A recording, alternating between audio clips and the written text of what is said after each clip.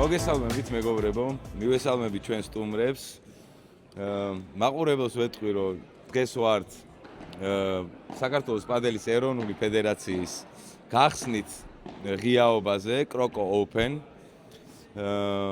და დღეს ჩვენი სტუმრები იქნებიან საქართველოს ნაკრების კაპიტანი სანდრო თავხელიძე. მოგესალმებით. საქართველოში მოყვარულ მოთამაშეებში ერთ-ერთი მოწინავე მოთამაშე ლუკა კიკაბიძე.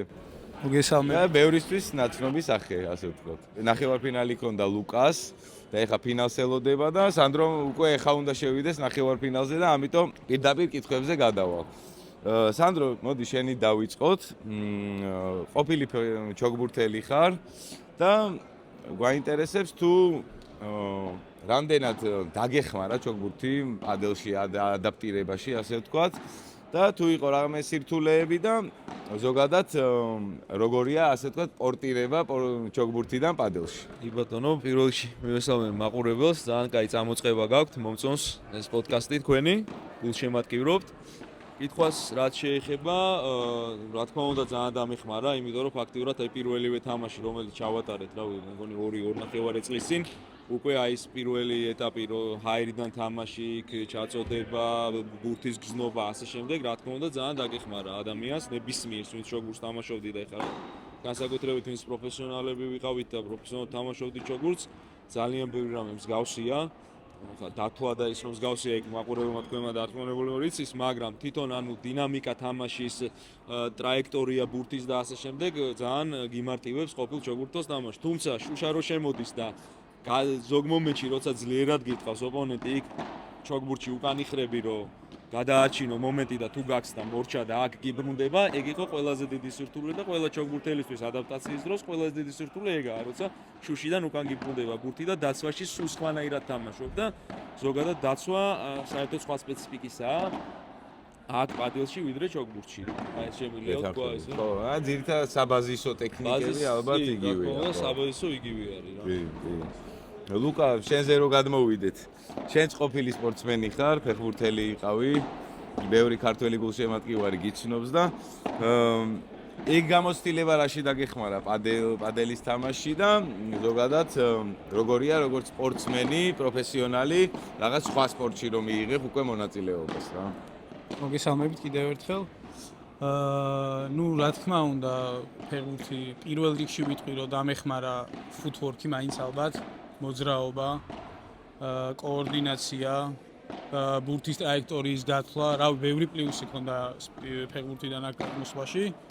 ნუ წელზე ვითარ ხელი, რა თქმა უნდა, პრობლემაა, ჯერჯერობით ისევ მაინც შემდის. ეგეც გამოსწორდება.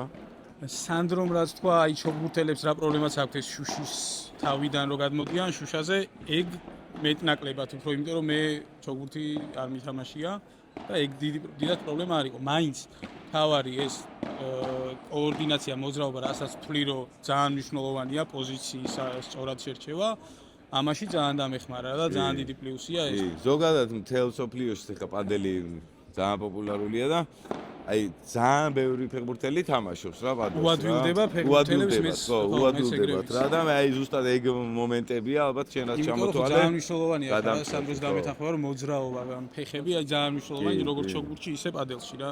კი ბატონო, კი. ამიტომ ეს დიდი პლუსი გადმომყარა და ორივეს მინდა კითხოთ ეს კითხვა, რომ პირველად როდის ითამაშეთ პადელი, იმიტომ რომ ჩვენ ქვეყანაში არც ისე დიდი ხანია, რაც უკვე პადელი არის და როგორ მოხდა, აი როგორ აღმოაჩინეთ, ასე ვთქვათ, პადელი რა.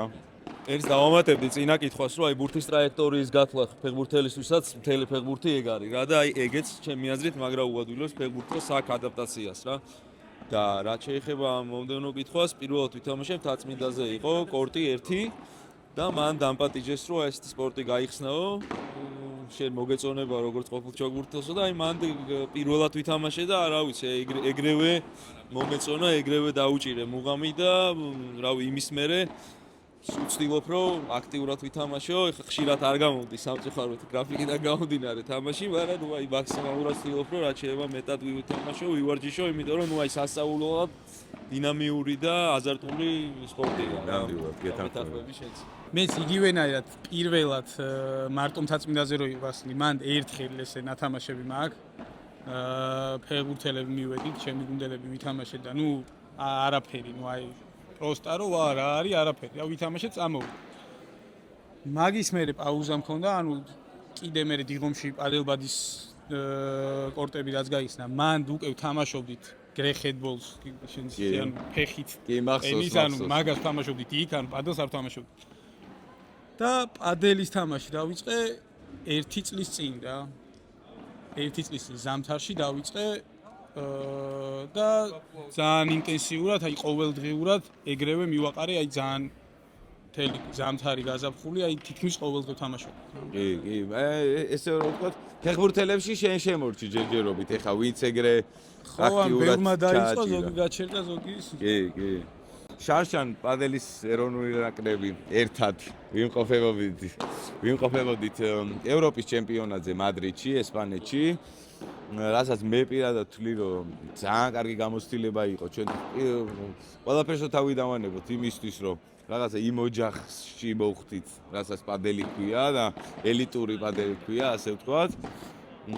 ბევრი ქვეყანას ვიტყოდი, რომ რაღაც ჩვენ მსგავს დონეზე მაინც არიან, რაც მე მაიმედებს, იმიტომ რომ რეალურად ის ქვეყნები, რომლებიც დღეს ძალიან წინ არიან პადელში, შეიძლება ძალიან დიდი ფორა აქვთ ახლა ჩვენაერ ქვეყნებთან შედარებით, მაგრამ ვთვლი, რომ აი მაგ 3-4 ქვეყნის გარდა რაღაცა ერთი დონე არის და რაღაც მაგ ყვალს მივყვებით ჩვენ და შენ რა სიტყოდი ამ გამოცდილებას? პლუს მინუს მან და ანუ 4 და მე კიდე 4 ქვეყანაა ჩემი აზრით, ვინც ძალიან წინ არის და აი მე პლუს მინუს კი.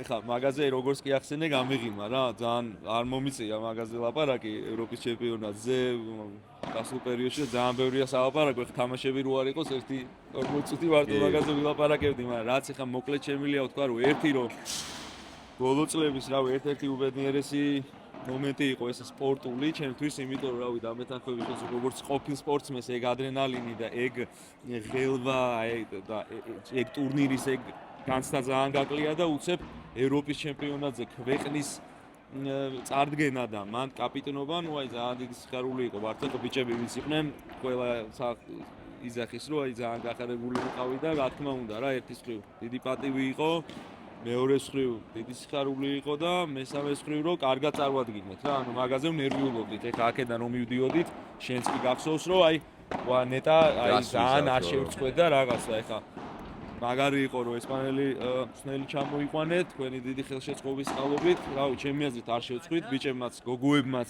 მე ცალკე სალაპარაკო იქნება და მან მოიწვიეს დარწმუნებულად გოგოებს.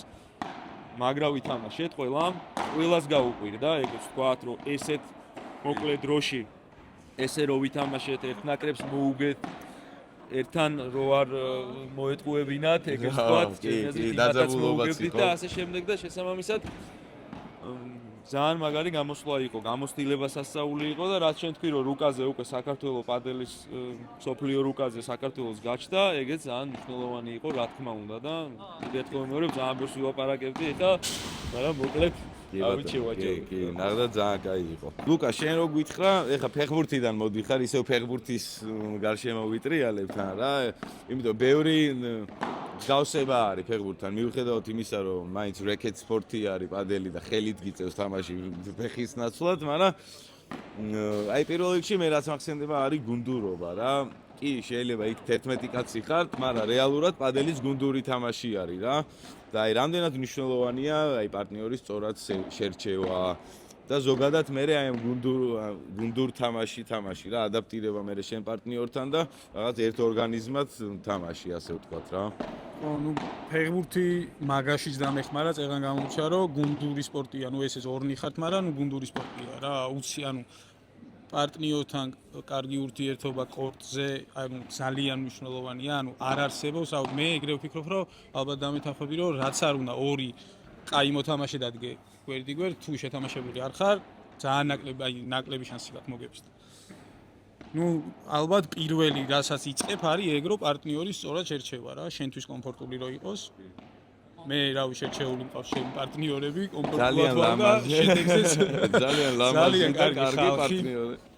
და შედეგზეც აისახება ეს ყველაფერი. ორივეს კითხავთ ეხა გახსოვთ ხა პირველად თავიდან რომ დაიწყო პადელი, სანდრო შენ ხა მაშინ უფრო იყავი და ლუკა მე შემოგვემატა. რა განსხვავებას ხედავთ რაღაც თავის დაწყებიდან უკვე დღევანდელ დღემდე რა პროგრესი მე ვთვლი რომ არის, მაგრამ რაღაც თქვენი აზრით მაინტერესებს. ბევრი შეგვიძლია ვისაუბროთ რა, მაგრამ ეგეც მოკლედ რო ვთქვა, ეხლა მოყვარულებში ჩემი აზრით კი არა, ეგრე არის რომ სასწაული პროგრესია რა. ჯერ ეგერთი ის რომ ძალიან ბევრი თამაშობს, მოყვარული და სხვადასხვა ხელთან თამაში გიწევს და ბევრია ძალიან ვისაც ეთამაშები პროგრესის სასწაულია, აი მართლა სასწაული, ეხლა ეს ტურნირს, აი ამ ტურნირსაც რო უყურებ, ეხლა სულ ვადევნებ თვალყურს ხო, მაგრამ ეს ტურნირი უკვე აი ზამთრის პაუზის მერე აშკარად ივარჯიშეს მოყვარულებმა და ძალიან აწეული აქვს დონე რა.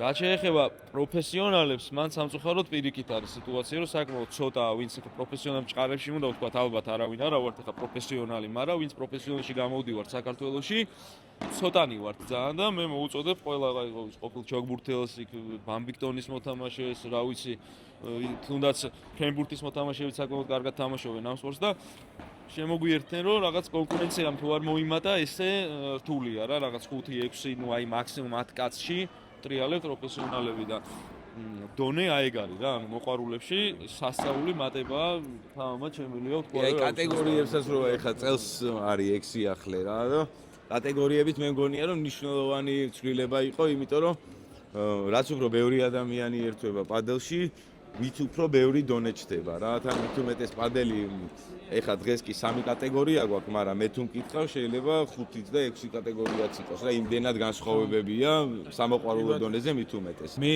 1 წლის წინ დავიწყე, მანამდეც ეხა ნუ ესე თვალს ვადევნებდი, მაგრამ ყველასგან ეხა ვიცი რომ რაც იყო 3 წლის წინ სიტყვაზე და ეხლა, ანუ რაც სადა დედამიწა რა, ძალიან დიდი პროგრესია. მე რასაც უყურებ 1 წლის წინ რაც იყო და ეხლა რაც არის, აი ძალიან დიდი პროგრესი არის რა და მაგრამ ახარებს ეგ ამბავი, იმიტომ რომ რო უყურებ, ანუ ეს კონკურენცია, ეს აზარტი რაც არის, რომ ყველა აი ვარჯიშობს, ემზადება ტურნირებისთვის, აი უბედნიერესია ხალხი ტურნირის რო ახლოვდება და იზრდება რაოდენობაც და ერთადერთი ხო ნუ აი პროებში უფრო ცოტანი არიან. ესე ვითარდებიან ძალიან, ეს ანუ ბოლო წელი აი 1 წლის ანუ ევროპის ჩემპიონატის მერე დამეთანხმები რომ აი ძალიან დიდი პროგრესია თქვენშიც და უბრალოდ არიან ცოტანი და აი ეგ კონკურენცია უნდა გაიზარდოს და მეც ანუ ვიყოდი რომ უნდა შემოუერთდეს ვინც ამ სპორტში ჩოგბურთში იყო მართლა და ხელი სპორტი მართლა რეკეტ სპორტი რაც არის რომ ეგ ხალხი რომ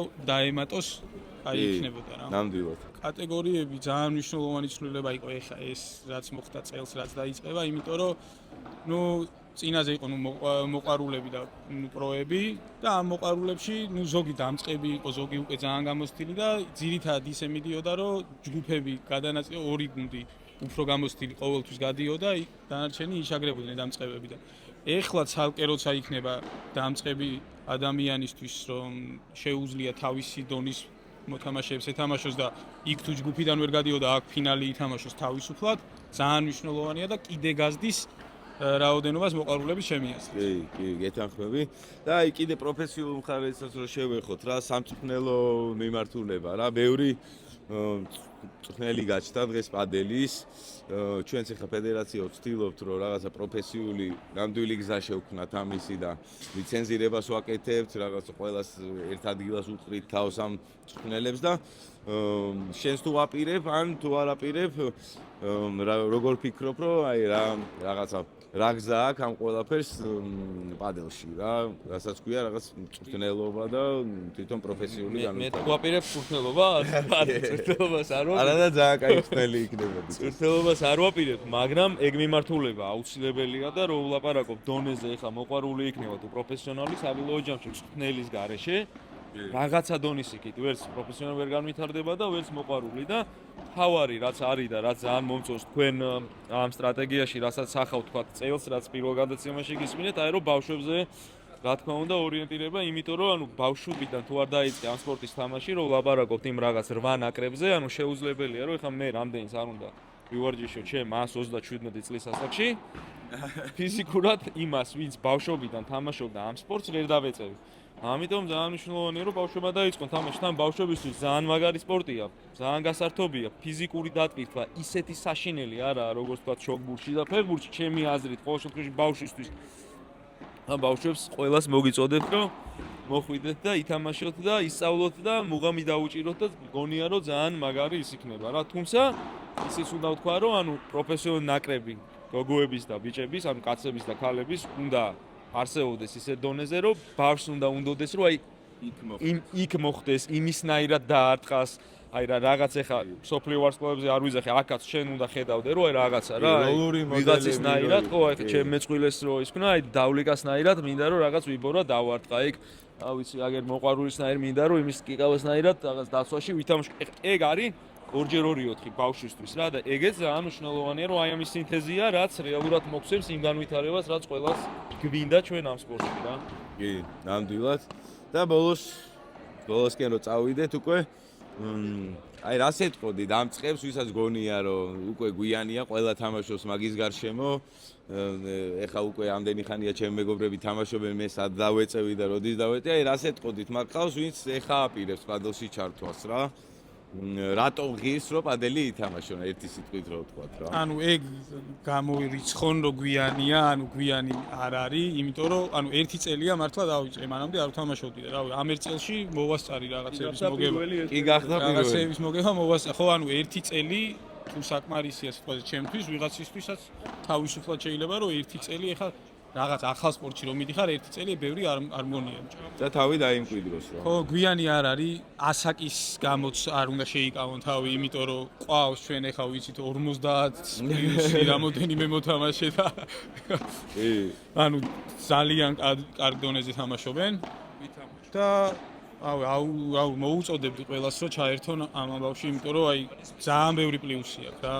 კი. მეც დავამატებ მოკლედ რომ ანუ ერთი კატეგორიებიც მაგრა უწყობს მაგას ხელს რომ C კატეგორიაში დაიწყონ და რავი 2-3 თვეში ითამაშებენ უკვე C კატეგორიის დონეს თუ მონდომებულად იქნებიან და ივარჯიშებენ რა. ეხა შენ ფეხბურთელი ხარ, აგერ შოთი მოვიკითხოთ აქედან ჩვენი ამბასადორი და რა ვიცი რამდენი წლის არის და რა მალე დაამუღამა და ტურნირები აქვს მოგებული ხო და ამიტომ კიდე ერთხელ მეორე ბავშვიდან დაწყებული დიდი დამთავრებული ყველას მოუწოდებ რომ მოვიდნენ ითამაშონ და თან მაგარი არ მიყვარს ხოლმე ინგლისური სიტყვის ხმარება, მაგრამ community შეიკრა ამ პადელის ირგვლივ და ეგეც ძალიან მაგარია, რომ მოდიხარ და ბევრ ნაცნობ გაღიმებულ კარგ ადამიანს ხედავ და მაგაში ჩართვაც ძალიან მაგარია რა. ძალიან დიდი მადლობა მეგობრებო. მადლობა და შენ. მეც ყველას მოგიწოდებთ რომ ითამაშოთ პადელი და ჩვენ შევხვდებით ჩვენ შემდეგ Open-ზე. დავა დროებით.